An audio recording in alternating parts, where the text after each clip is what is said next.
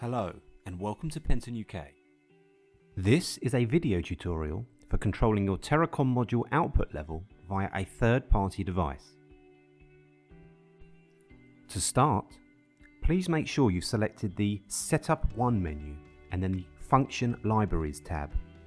The command you want to use is the Public Level Control Speaker option, which is a preset on every TERRACOM device. As demonstrated in the third-party setup video, we are going to use a program called Packet Sender to send our command to the TERRACOM device.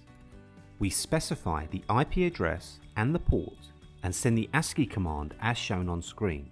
We also then add either a fixed numerical value, example 5, meaning the output level is set to 5 dB, or we add text such as increase to or decrease to, which increases or decreases the output level by 2 dB every time you send that command.